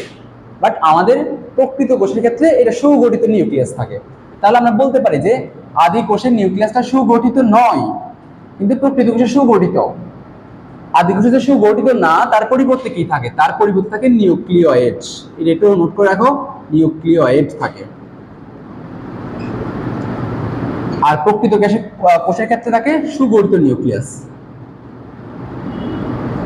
সুগঠিত নিউক্লিয়াস। দেন যে জিনিসটা সেটা হচ্ছে রাইবোজোম। এটা আমরা যখন সাইটোপ্লাজম পড়বো তখন সাইটোপ্লাজমের মধ্যে এই জিনিসটা সবার আগে পড়বো। এটা হচ্ছে সার্বজনীন অঙ্গাণু। এটা এমন একটা জিনিস, আদি কোষও থাকে প্রকৃত কোষও থাকে, সবার ক্ষেত্রে থাকে। তো যেহেতু দুজনের ক্ষেত্রে থাকে, কিন্তু এমন তো না যে দুজনের ক্ষেত্রে সেম থাকে, অবশ্যই থাকে, তবে দুইজনের ক্ষেত্রে ভিন্ন প্রকৃতির। আদি কোষে যেটা থাকে সেটা হচ্ছে 70S রাইবোজোম, আর প্রকৃত কোষে থাকে 80S রাইবোজোম। এই এসটা আসছে হচ্ছে যে ব্যক্তি এই রাইবোজোমকে আবিষ্কার করছেন ওনার নাম অনুসারে। এই জন্য এটা আমরা ডিটেলসে পড়বো এস কিভাবে আসছে না আসছে। একটা হচ্ছে 70S আর একটা হচ্ছে 80S। নাও যে জিনিসটা সেটা হচ্ছে ডিএনএ। ডিএনএ এর ক্ষেত্রে আদি কোষের ডিএনএটা হচ্ছে সুগঠিত নয়, অর্থাৎ এটা হচ্ছে বৃত্তাকার এরকম। আদি কোষের ডিএনএটা বৃত্তাকার, কিন্তু প্রকৃত কোষের যে ডিএনএ সেটা হচ্ছে সূত্রাকার, এরকম ডিএনএটা এরকম থাকে, ডাবল হেলিক্স। এটা আমরা ডিটেলসে পড়বো যখন ডিএনএ টপিকস আসবে আমাদের এই অধ্যায়ে, তখন আমরা ডিটেলসে পড়বো। এটা হচ্ছে আমাদের ডাবল হেলিক্স, ডিএনএটা এরকম মডেলে থাকবে, সূত্রাকার। অর্থাৎ আমরা বলতে পারি যে ডিএনএটা হচ্ছে সূত্রাকার আর ওটা হচ্ছে বৃত্তাকার। ক্লিয়ার? আদি কোষের ক্ষেত্রে হচ্ছে বৃত্তাকার, গোল থাকবে, কিন্তু প্রকৃত কোষের ক্ষেত্রে এটা লম্বা ডাবল হেলিক্স মডেলে সূত্রাকার থাকবে। ওকে, এখন যে জিনিসটা হচ্ছে কোষ বিভাজন। তোমাদের হয়তো মনে আছে আমি একটু আগে বলছি যে কোষ বিভাজন হচ্ছে 3 প্রকৃতির, অ্যামাইটোসিস, মাইটোসিস আর মায়োসিস। অ্যামাইটোসিস মানে হচ্ছে যেটা এ মানে না, অর্থাৎ যেখানে মাইটোসিস নাই, এটা অনেক আগের জিনিস, অর্থাৎ দেহকোষ এটা কোনো ভূমিকাই পালন করতে পারে না। এই জন্যই যখন আমরা কোষ বিভাজন দ্বিতীয় অধ্যায় পড়বো তখন এটা নিয়ে আমরা বিশাল বিশাল ক্লাস করব। কিন্তু এখন জাস্ট আমরা একটু জেনে রাখি যে অ্যামাইটোসিস, মাইটোসিস আর মায়োসিস। অ্যামাইটোসিস, মাইটোসিস আর মায়োসিস। এখন এই তিনটা জিনিসের মধ্যে অ্যামাইটোসিস হচ্ছে যে আদি কোষের ক্ষেত্রে, এই যে বললাম এটা মাইটোসিস নাই, এটা জাস্ট কি করে, একটা কোষ আছে, এই একটা কোষ ভেঙে দুভাগে ভাগ হয়ে যায়, এই একটা কোষ মাঝখান দিয়ে ভেঙে দুভাগে ভাগ হয়ে যায়, প্রত্যক্ষভাবে হয়ে যায়। ধরো এখানে আগে এরকম ছিল, মাঝখান দিয়ে ভাগ হয়েছে, ভাগ হয়ে এরকম দুইটা হয়ে গেছে। এরকম যে কোষগুলা কোনো মধ্যবর্তী পর্যায় ছাড়াই শুধুমাত্র একটা থেকে দুইটা ভাগে ভাগ হয়ে যায়, সেটাকে আমরা বলবো অ্যামাইটোসিস। আর এই আদি প্রকৃতির জিনিসটা হয় আমাদের এই আদি কোষের ক্ষেত্রে। তাহলে আমরা বলতে পারি যে আদি কোষের যে কোষ বিভাজন সেটা কি, অ্যামাইটোসিস। অ্যামাইটোসিস। আরো তো দুইটা কোষ বিভাজন আছে, মাইটোসিস আর মিওসিস। তাহলে এগুলো কোথায় হয়? অবশ্যই নর্মাল কথা, যেহেতু এগুলো হচ্ছে যে প্রকৃত কোষের, এটা আপার লেভেলের একটা বিভাজন, এগুলো হবে প্রকৃত কোষে। মাইটোসিস যেটা সেটা হয় তোমার দেহ কোষে, অর্থাৎ দেহ গঠনের ক্ষেত্রে আমাদের মাইটোসিস লাগে। আর মায়োসিস যেটা সেটা হয় জনন কোষে। তো বংশগতির ক্ষেত্রে আমাদের দাদা থেকে বাবা, বাবা থেকে আমরা, এর বংশ পরম্পরায় একজন থেকে আরেকজন নতুন বংশ আসার ক্ষেত্রে আমাদের যে জিনিসটা ভূমিকা পালন করে, যে কোষ বিভাজনটা ভূমিকা পালন করে, সেটা হচ্ছে জনন কোষ, মায়োসিস। তাহলে আমরা বলতে পারি যে প্রকৃত কোষে থাকবে মাইটোসিস,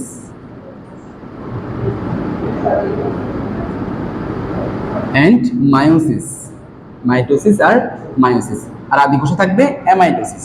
শেষ। শ্বসন, শ্বসন আমরা অক্সিজেন তো নিই, তাই না? পরিবেশ থেকে অক্সিজেন নিই আর আমরা কার্বন ডাইঅক্সাইড ছেড়ে দিই। তাহলে আমাদের শ্বসনটা সেটা অক্সিজেনের উপস্থিতিতে হচ্ছে নাকি অনুপস্থিতিতে? যেহেতু আমরা বলতে পারি যে অক্সিজেন ছাড়া আমরা বাঁচতে পারি না, তার মানে অক্সিজেনের উপস্থিতিতে হচ্ছে। অবশ্য যে জিনিসটা মনে রাখবা, যে শ্বসনটা অক্সিজেনের উপস্থিতিতে হয় এটাকে বলা হয় স্ববাদ শ্বসন। স্ববাদ, স্ব মানে উপস্থিত, কে উপস্থিত? অক্সিজেন উপস্থিত। তাহলে শ্বসনের মধ্যে যে প্রকৃত কোষী, আমাদের অবশ্যই অক্সিজেন লাগবে। এই জন্য আমাদের যে শ্বসনটা হয় সেটা হচ্ছে যে স্ববাদ শ্বসন। কিন্তু চিন্তা করো তো, ভাইরাস ভাইরাস না, ভাইরাস তো অকোষীয়, ব্যাকটেরিয়া এককোষী। এরকম ব্যাকটেরিয়া বা আমরা সবচেয়ে ছোট কোষ করলাম মাইক্রোপ্লাজমা, ওদের ক্ষেত্রে কি কোনো অক্সিজেন দরকার হয়? কোনো অক্সিজেন দরকার হয় না। তো যেহেতু ওদের কোনো অক্সিজেন দরকার হয় না, ওরা অনেক আগের প্রাণী, অনেক আগের কোষ, প্রোক্যারিওসাইট, সেজন্য ওদের যে শ্বসন প্রক্রিয়াটা সেটা হচ্ছে যে অবাধ শ্বসন। সবাদ শ্বসন, অবাধ শ্বসন, এই শ্বসনের পরে এটিপি তৈরি হয়, শক্তি তৈরি হয়। এটা নিয়ে আমরা উদ্ভিদ সাহিত্যে অনেক পড়াশোনা করব। এখন জাস্ট আমরা একটু কনসেপ্টটা মাথায় রাখি যে সবাদ শ্বসন, অবাধ শ্বসন। এরপর একটা জিনিস দেখো, অপেরণ। অপেরণটা কি? অপেরণটা হচ্ছে যে আদি কোষে জিন প্রকাশের একক। আদি কোষে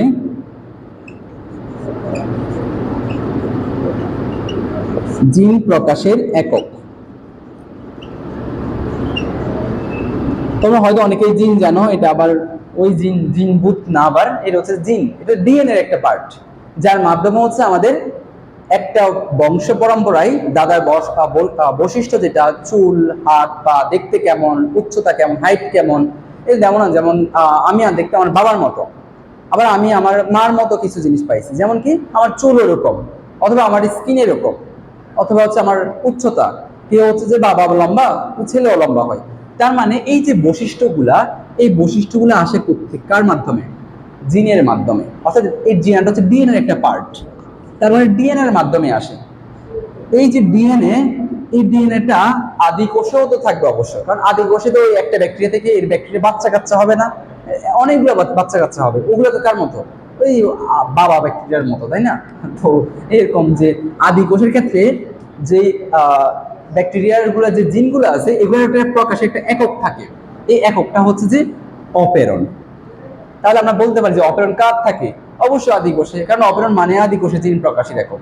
তাহলে আমরা বলতে পারি যে অপেরণ আদি কোষে থাকে কিন্তু প্রকৃত কোষে থাকে না। এখানে উপস্থিত কিন্তু এখানে অনুপস্থিত।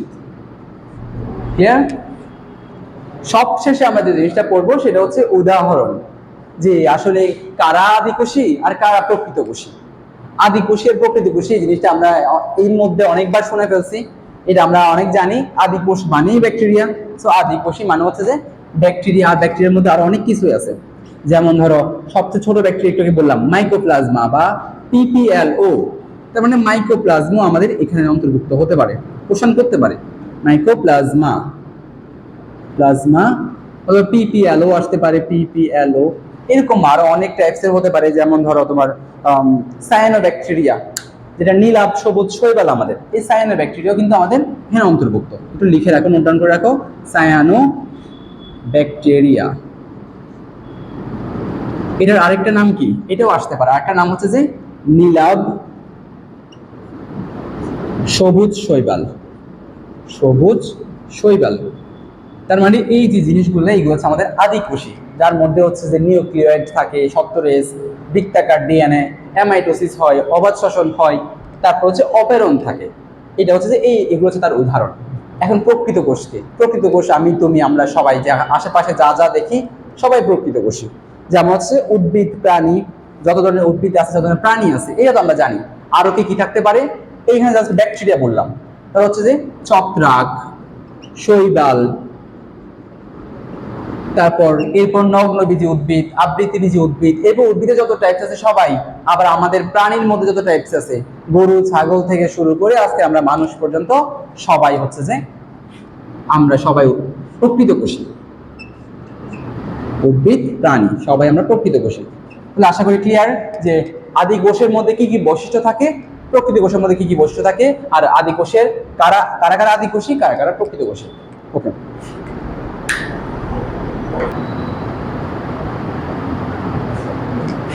ওকে, নাও আমরা যেটা পড়বো সেটা হচ্ছে যে আমাদের যে উদ্ভিদ কোষ আর প্রাণী কোষ যেটা আমরা ভাগ করছিলাম প্রকৃত কোষের সুগঠিত নিউক্লিয়াসের ভিত্তিতে।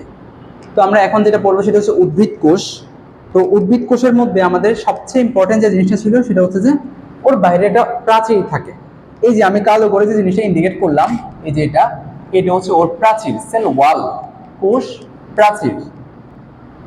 অনেক পুরো একটা জিনিস থাকে, এটা নিয়ে আমরা নেক্সট ক্লাসে অনেক ডিটেলসে পড়বো। কোষ প্রাচীর, এর ভিতরে যে জিনিসটা সেটা হচ্ছে একটু পাতলা একটা জিনিস, সেটা হচ্ছে কোষ ঝিল্লি। ঝিল্লি মানে হচ্ছে পাতলা একটা জিনিস, কোষ ঝিল্লি।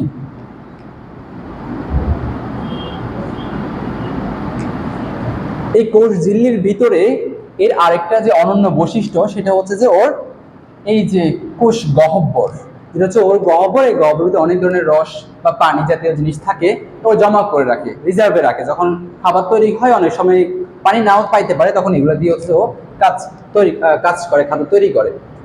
এরপর ওর আরেকটা ইম্পর্টেন্ট যে অনন্য বৈশিষ্ট্য আছে সেটা হচ্ছে ওর প্লাস্টিড, যেটা কেবল ওরই থাকে। কেন? কারণ ওই কেবল খাদ্য তৈরি করে, আর খাদ্য তৈরির জন্যই লাগে আমাদের এই প্লাস্টিড। প্লাস্টিড হচ্ছে খাদ্য তৈরি করে, এই জন্য। তাহলে উদ্ভিদ কোষের জন্য আমরা বেশ কিছু অনন্য বৈশিষ্ট্য পড়লাম, সেটা হচ্ছে কোষ প্রাচীর, প্লাস্টিড, আর হচ্ছে কোষ গহ্বর। এগুলো কেবল হচ্ছে উদ্ভিদ কোষে থাকে, প্রাণী কোষে আমাদের এগুলো কোনো অস্তিত্ব নাই। কারণ আমাদের খাবার তৈরি করি না, খাবার তৈরি না করলে আমাদের প্লাস্টিক লাগতেছে না, গহ্বর লাগতেছে না, আর আমাদের ওরকম প্রোটেকশনের দরকার হয় না যেটা উদ্ভিদের দরকার হয়। কারণ আমাদের তার কেউ ঢুকুম করে গুঁতা মারে না, কিন্তু উদ্ভিদকে যাওয়ার সময়, গাছকে যাওয়ার সময় টুস করে দিয়ে দাও, দিলে কি হবে? ওর যদি এরকম হয় 10-12টা সেল তো জায়গায় মরে যাবে, গাছ তো থাকতে পারবে না, তাই না? খাদ্য তৈরি করতে পারবে না। গাছ না থাকলে তুমিও নাই, গাছও নাই, আমিও নাই, সবাই শেষ। এই জন্য আমাদের এগুলো ইম্পর্টেন্ট, এই জন্য হচ্ছে যে এইভাবে সাজানো হয়েছে ব্যাপারটা। আর একটা জিনিস, এই যে কেন্দ্রিকা, নিউক্লিয়াস, এই নিউক্লিয়াস হচ্ছে যে উদ্ভিদও থাকে, প্রাণীও থাকে, কিন্তু হচ্ছে যে প্রাণী কোষে কেন্দ্রে থাকে, একদম সেন্টারে। বাট উদ্ভিদ কোষের জন্য কোষ গহ্বর, অনেক বড় একটা গহ্বর গর্ত রয়ে গেছে, যার কারণে এর নিউক্লিয়াসটা কেন্দ্রে না থেকে একটু সাইডে থাকে। এটা একটু খেয়াল রাখবা, আঁকার সময় এটা একটু খেয়াল রাখবা যে উদ্ভিদ কোষের কেন্দ্রে থাকে না, বরং একটু সাইডে থাকে, কিন্তু প্রাণী কোষের ক্ষেত্রে কেন্দ্রেই থাকে।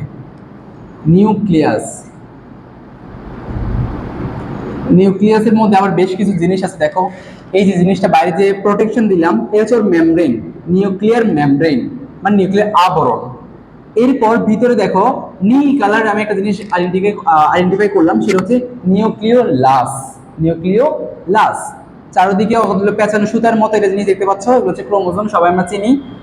এইগুলো হচ্ছে আমাদের মোটামুটি নিউক্লিয়াস। মানে নিউক্লিয়াসের মধ্যে যদি আমরা যদি ইন্ডিকেট করতে যাই, তাহলে আমরা অনেক কিছু লেবেলিং করতে পারি, করলাম না, তোমরা এখানে জেনে রাখো একটু। আর যে জিনিসটা ইম্পর্টেন্ট সেটা হচ্ছে যে আমাদের মাইটোকন্ড্রিয়াকে পাওয়ার হাউস বলা হয়, যেখান থেকে মোটামুটি সব শক্তি আসে।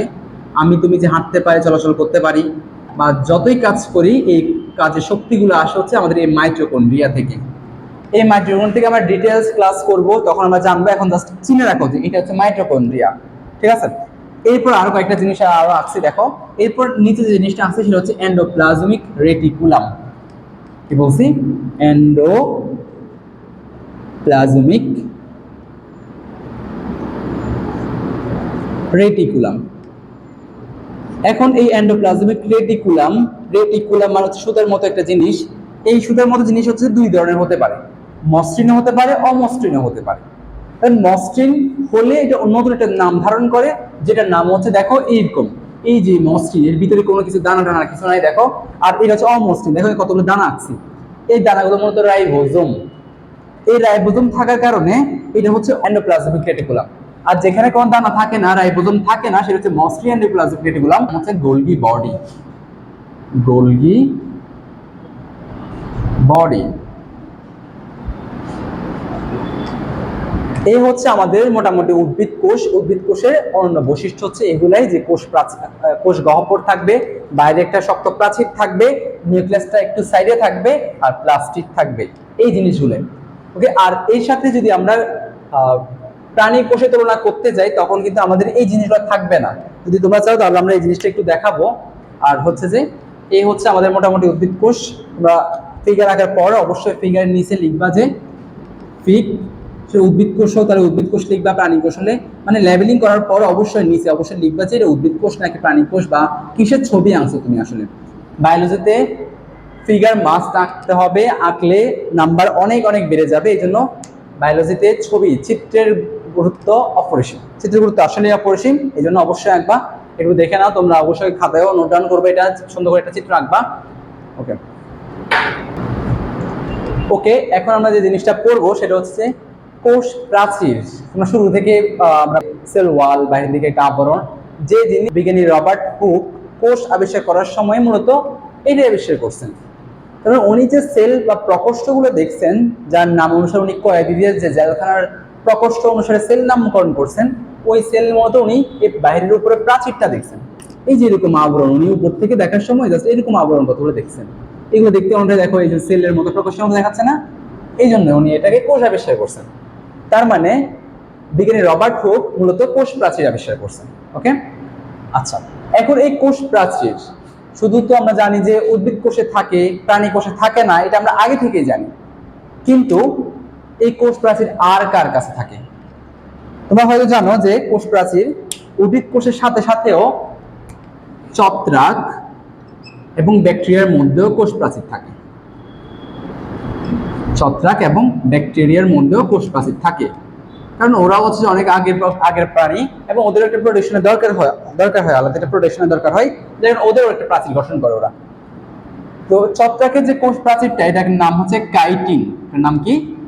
কাইটিন। এটা কাইটিন নামক একটা শক্ত আবরণ দ্বারা গঠিত, যে আবরণ নামই হচ্ছে ওদের কোষ প্রাচীর। আবার ব্যাকটেরিয়ার ক্ষেত্রেও হয়। ব্যাকটেরিয়ার ক্ষেত্রে যে কোষ প্রাচীরটা, এটার নাম হচ্ছে যে পেপটিডোগ্লাইকান। একটু খাতায় সাইডে একটু লিখে রাখো এটা, যে ছত্রাকের কোষ প্রাচীরের নাম কাইটিন আর ব্যাকটেরিয়ার কোষ প্রাচীরের নাম পেপটিডোগ্লাইকান। আসলে আমরা তাহলে আমাদের যে উদ্ভিদের যে অনন্য বৈশিষ্ট্য এই কোষ প্রাচীর, সেটা নিয়ে আমরা এখন একটু পড়াশোনা করব। দেখো আমি পাশে একটা চিত্র আঁকছি, এটা হচ্ছে যে তোমাদের কোষ প্রাচীর। এই কোষ প্রাচীরের মধ্যে তিনটা জিনিস মেইনলি ইন্ডিকেট করছি আমি। মাঝখানে দেখো কালো করে একটা লম্বা দাগ আঁকছি, এইটার নামই হচ্ছে আমাদের মধ্য পর্দা। যেটা মাঝখানে থাকে, আমরা মিডল বুঝি না, মিডল একটা পর্দা আছে, এটা হচ্ছে মধ্য পর্দা। এই মধ্য পর্দা দিয়ে মূলত কোষ প্রাচীরটা হচ্ছে যে আগে বেস গঠন হয়। যেমন বিল্ডিং এর ফাউন্ডেশন যেরকম বেস, আমাদের দেহের ফাউন্ডেশন যেমন একটা কোষ, এরকম ওরও এই কোষ প্রাচীরের মেইন ফাউন্ডেশন হচ্ছে ওর মধ্য পর্দা। এই মধ্য পর্দার চারদিকে হচ্ছে দুইটা লেয়ারের মাধ্যমে হচ্ছে একটা প্রাচীর তৈরি করে। এটা হচ্ছে যে প্রাইমারি প্রাচীর বা প্রাথমিক প্রাচীর। আর লাস্টে হচ্ছে যে এর প্রাইমারির চারদিকেও আরো কতগুলো প্রাচীর তৈরি হয়, এগুলোকে আমরা বলবো সেকেন্ডারি প্রাচীর।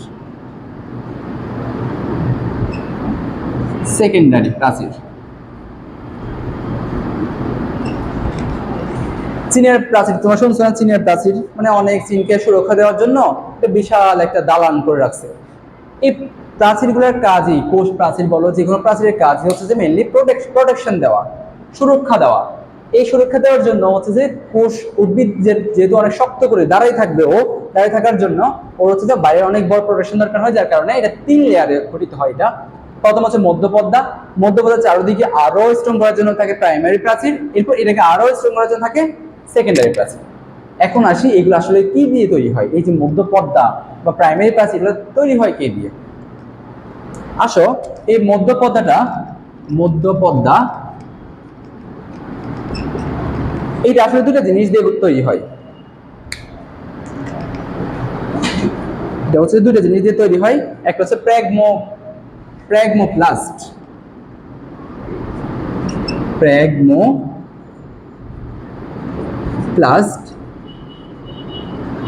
আর এটা হচ্ছে পেকটিন দিয়ে তৈরি হয়। তাহলে কি বললাম, মধ্যপর্দা তৈরি হয় দুইটা জিনিস দিয়ে। একটা হচ্ছে যে প্র্যাগমোপ্লাস্ট আর একটা হচ্ছে আমাদের পেকটিন, প্র্যাগমোপ্লাস্ট। ক্লিয়ার? এই হচ্ছে আমাদের মোটামুটি হচ্ছে যে দুইটা জিনিস তৈরি হয়।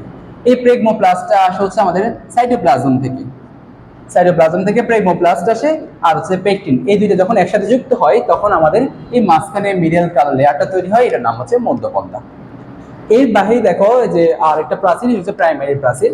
প্রাইমারি প্রাচীরটা তিনটা জিনিস দিয়ে মেইনলি তৈরি হয়। কয়টা জিনিস? তিনটা।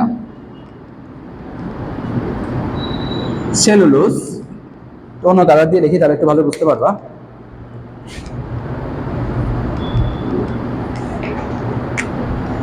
সেলুলোজ,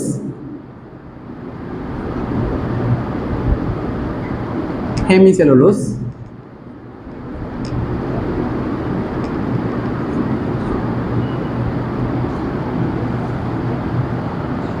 আর হচ্ছে গ্লাইকোজেন। গ্লাইকোজেন। তাহলে আমাদের প্রাইমারি যে প্রাচীরটা পড়লাম এটা তিনটা জিনিস দিয়ে গঠিত হয়, সেলুলোজ, হেমিসেলুলোজ আর গ্লাইকোজেন। এর মধ্যে যদি আমি বলি যে সবচেয়ে বেশি কে থাকে, সেটা হচ্ছে 40% আমাদের সেলুলোজ থাকে। কত পার্সেন্ট? 40%। তাহলে এই পুরো কোষ প্রাচীরের মধ্যে সবচেয়ে বেশি থাকে আমার এই সেলুলোজ, যেটা 40%। এই 40% যেহেতু কোষ প্রাচীরের সবচেয়ে বেশি, এই জন্য কোষ প্রাচীরের অনন্য বৈশিষ্ট্য বলা হয় যে এই সেলুলোজ। মানে সেলুলোজ দিয়ে বলা হয় যে কোষ প্রাচীর কি দিয়ে গঠিত হয়। কোশ্চেন যদি করে যে কোষ প্রাচীর কি দিয়ে গঠিত হয়, অ্যান্সার হবে সেলুলোজ দিয়ে।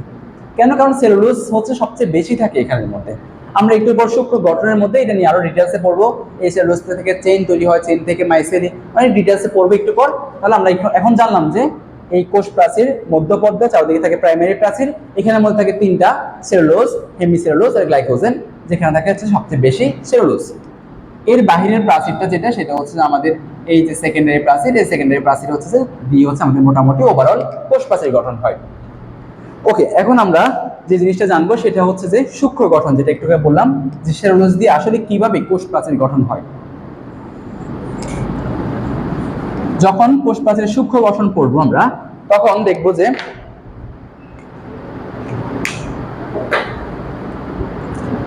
এই সেলুলোজটা মূলত আসে আমাদের গ্লুকোজ থেকে। কোথা থেকে? গ্লুকোজ থেকে। অনেকগুলো গ্লুকোজ যখন একসাথে যুক্ত হয় তখন গঠন করে সেলুলোজ। সেলুলোজ। এই সেলুলোজটা প্রায় 1 থেকে 3000, আমি একটু এভাবে লিখি 1 2 3 কে, কারণ আমরা নরমালি কে মানে হাজার বোঝে, তাই না? তো 1 থেকে 3000 সেলুলোজ মিলে সেলুলোজ চেইন গঠন করে। Cellulose chain. প্রথমে গ্লুকোজ থেকে আসে সেলুলোজ, সেলুলোজটা 1 থেকে 3000 একত্রিত হয়ে একটা চেইন গঠন করে, যেটা হচ্ছে সেলুলোজ চেইন। এই সেলুলোজ চেইনটা যখন এরকম একটা দুইটা মোট 100টা সেলুলোজ চেইন একসাথে যুক্ত হয়, তখন একটা নতুন ফর্ম করে, এটার নাম হচ্ছে মাইসেলি। এর নাম মাইসেলি। একটু আগে বলছি আমি, দেখো যে সেলুলোজকে বললাম আমি কোষ প্রাচীর গঠন একক। কোষ প্রাচীর মেইনলি গঠন হয় সেলুলোজ দ্বারা। এখন এই সেলুলোজটা যদি আমি আরো ভাঙিয়ে, আরো সেলুলোজকে যদি আরো ভাগে নিয়ে যাই, তখন আমরা পাবো হচ্ছে মাইসেলি। এই মাইসেলিকে কোষ প্রাচীরের সূক্ষ্মতম কোষ প্রাচীরের গঠনের একক বলা হয়। তাহলে কোষ প্রাচীর গঠন হয় সেলুলোজ দ্বারা। আর যদি একক বলি, আমরা যেমন বডির একক বলতেছি, আমরা যেহেতু বডির একক বলতেছি আমাদের কোষ, এরকম কোষ প্রাচীর একক আমরা বলবো মাইসেলি। ক্লিয়ার? ওকে, এখন এটা এখানে এসে আসলে সূক্ষ্ম গঠনটা, সূক্ষ্ম গঠন আরো সূক্ষ্মাতি সূক্ষ্ম যাই, সেটা হচ্ছে যে মাইসেলি গুলা প্রায় তোমার 200টা মাইসেলি একসাথে যুক্ত হয়ে মাইক্রোফাইব্রিল গঠন করে। মাইক্রো শব্দ অর্থ ছোট, ফাইব্রিল, মাইক্রোফাইব্রিল অর্থাৎ হচ্ছে অনেকগুলো সুতার মতো জিনিস একসাথে যুক্ত হয়, যেটা মাইক্রো, একটু ছোট টাইপসের। এরকম মাইসেল যখন 200টা একত্রিত হয় তখন মাইক্রোফাইব্রিল গঠন করে। এই মাইক্রোগুলো তো আবার বড় হবে। মাইক্রো মানে ছোট, আর বড় হলে সেটা আমরা কি বলবো? ম্যাক্রো। সো এই 200টা মাইক্রোফাইব্রিল, 200টা মাইসেল হচ্ছে মাইক্রোফাইব্রিল, আর 20টা মাইক্রোফাইব্রিল মিলে তৈরি হয় ম্যাক্রোফাইব্রিল। 20টা মিলে তৈরি হয় ম্যাক্রোফাইব্রিল। এর মাধ্যমে আমাদের কোষ প্রাচীরের সূক্ষ্ম গঠন হয়। অর্থাৎ কোষ প্রাচীরকে আমরা ভাগ করার পর আমরা ঠিক এই জিনিসটা পাইছি। দেখো মাইসেলি, এটা হচ্ছে আমাদের কোষ প্রাচীরের একক। এটাকে আরো ভাগ করা যায়, তবে এটা না, আমরা জানি হচ্ছে যে কোষকে তো আমরা জানি আরো ভাগ করা যায়, কোষকে নিউক্লিয়াস, তারপর সাইটোপ্লাজম, এরকম রাইবোজোম ভাগ করা যায়। এখন তুমি বলতে পারো যে ভাই রাইবোজোম ভাগ করতে হবে, রাইবোজোমকে একক ধরা হয় না কেন, বা নিউক্লিয়াস একক ধরা হয় না কেন? তুমি বলতে পারবো যে রাইবোজোম দিয়ে কি আমি এটা একটা কোষ এটা ইন্ডিকেট করতে পারি? পারি না। আবার নিউক্লিয়াসকে দেখলেও পারি না, কারণ নিউক্লিয়াস অন্য জায়গায়ও থাকতে পারে। কিন্তু যখন এই নিউক্লিয়াস রাইবোজোম সব মিলে একত্রে যুক্ত হয়ে কোষ পাবো, এই কোষ দিয়ে আমরা বুঝতে পারবো যে এটা আমার মানব দেহের গঠনের একক, মানব দেহ গঠিত হয়েছে। আবার যেমন আমাদের এই নিউরন দিয়ে আমরা বুঝতে পারি যে এটা দ্বারা মস্তিষ্ক গঠন হয়, ব্রেন গঠন হয়, তাই না? তো এরকম এখন নিউরনকে যদি আমি ভাগ করে আরো প্রোটিন পাবো, লিপিড পাবো, অনেক কিছু তো পাবো, তাই না? এখন ওগুলো দিয়ে কি তুমি বলতে পারবে যে ভাই এটা তো তাহলে এটা দিয়ে ব্রেন তৈরি করা যায়? কিন্তু করা যায়, কিন্তু এটা যে ব্রেনই হবে এটা আমি বুঝতে হলে অবশ্যই আমাকে ওভারঅল নিউরনটা লাগবে। এটা যে আমাদের কোষ প্রাচীর, এটা আমাদের বুঝতে হলে আমাদের ওভারঅল মাইসেলিটা লাগবে। এই জন্য মাইসেলি হচ্ছে আমাদের কোষ প্রাচীরের একক। আশা করি বুঝতে পারছো এই জিনিসটা। এখন একটা জিনিস দেখো এখানে আমাদের চিত্রের মধ্যে, দেখো এই যে আমি একটা জিনিস আঁকছি, এর মাঝখানে এখানের মধ্যে প্রাথমিক প্রাচীর আছে, এখানেও আছে, কিন্তু এই যে জায়গাটার মধ্যে কোনো প্রাথমিক প্রাচীর নাই। এই জায়গার মধ্যে শুধু কি থাকে তাহলে? এই জায়গাটার মধ্যে আমাদের শুধুমাত্র মধ্যপথা থাকে, শুধুমাত্র মধ্যপথা থাকে।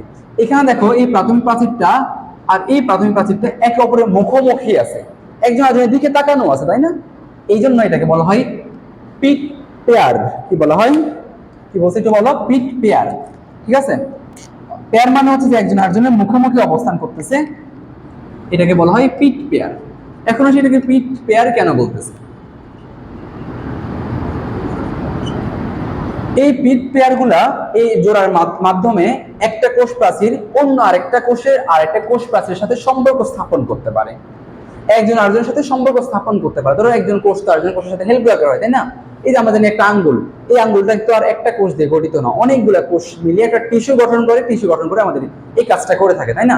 তো এরও তো এদের মধ্যে একজন ইন্টার কানেক্টেড থাকতে হবে, যোগাযোগ স্থাপন করতে হবে। এই যোগাযোগ স্থাপন করার জন্য একটা কোষ প্রাচীর আরেকটা কোষ প্রাচীর যোগাযোগ স্থাপন করার জন্য এই পিট পেয়ার ব্যবহার করে, যার মাধ্যমে যে পদ্ধতিতে করে এটাকে বলা হয় কি বলা হয়? প্লাজমোডেজমাটা। কি বলা হয়? একটা কোষ প্রাচীর আরেকটা কোষ প্রাচীরের সাথে যে মাধ্যমে যুক্ত হয়, এই মাধ্যমটাকে আমরা বলবো প্লাজমোডেজমাটা। একটু আমি ওয়ার্ডটা একটু লেখো, প্লাজমোডেজমাটা। প্লাজমোডেজমাটা ওয়ার্ডটা আসছে যে প্লাজমো মানে হচ্ছে প্রোটোপ্লাজম, অর্থাৎ এই কোষ প্রাচীরটা মূলত এর মধ্যে তো ভিতরে কোষ প্রাচীর, এই কোষ প্রাচীর ভিতরে থাকে হচ্ছে আমাদের কোষ ঝিল্লি, তার ভিতরে থাকবে প্রোটোপ্লাজম। সো এই প্রোটোপ্লাজমটা একটার সাথে একটা যুক্ত হয়, অর্থাৎ একটা কোষ একটা কোষের সাথে যুক্ত হয়, সম্পর্ক স্থাপন করে, বিভিন্ন জিনিস আদান প্রদান হয়। এই জন্য এই সম্পর্ক স্থাপনের নাম দেওয়া হয়েছে প্লাজমোডেজমাটা। আশা করি তোমাদের সবাই ক্লিয়ার।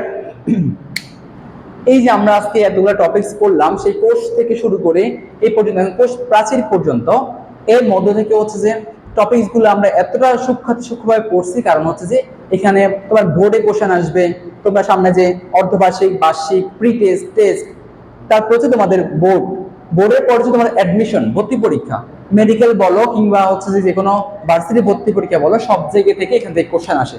তাহলে চলো দেখে নিই আমরা হচ্ছে আসলে মেডিকেল থেকে কি কি প্রশ্ন আসে, আমরা একটু দেখে আসি, তাহলে আমরা বুঝতে পারবো আজকে আমরা যে পড়াশোনা করলাম এটা থেকে আমাদের কি কাজে আসছে, আমাদের প্র্যাকটিক্যালি কি কি কাজে লাগবে, এটা আমরা একটু জানতে পারবো। ওকে চলো আমরা তাহলে একটু দেখে আসি যে কি কি কোশ্চেন আসছে। ওকে, আমরা এতক্ষণ ধরে যে পড়াশোনাগুলো করলাম এগুলো আলটিমেটলি আমাদের পরীক্ষা আসতেছে কিনা, বোর্ডে তো এমনিতে অলরেডি আসে, অনেক আসে, তোমরা একটু যদি প্রবলেম সলভ করে দেখবা, কোশ্চেনগুলো দেখো, দেখবা এখানে আমরা যেটা দেখানোর চেষ্টা করছি যে আমাদের টপিকস থেকে আসলে অ্যাডমিশন অর্থাৎ মেডিকেল ভর্তি পরীক্ষা কি কি প্রশ্ন আসছে। সেক্ষেত্রে আমরা দেখি যে নিচের কোন জীবে আদি কোষ থাকে। আমরা পড়ে আসছে যে আদি কোষ, প্রকৃত কোষ, এগুলো পড়ে আসছে। দেখো ব্রায়োফাইটা, ছত্রাক, শৈবাল, ব্যাকটেরিয়া। আমরা জানি যে ছত্রাক, শৈবাল, ব্রায়োফাইটা, টেরিডোফাইটা, নগ্নবীজি, আবৃতবীজি, মানে এই ব্রায়োফাইটা হচ্ছে এক ধরনের উদ্ভিদ, তার মানে এগুলো এই টাইপস গুলোতে হবে না। ছত্রাক, শৈবালও এগুলো হচ্ছে প্রকৃত কোষ।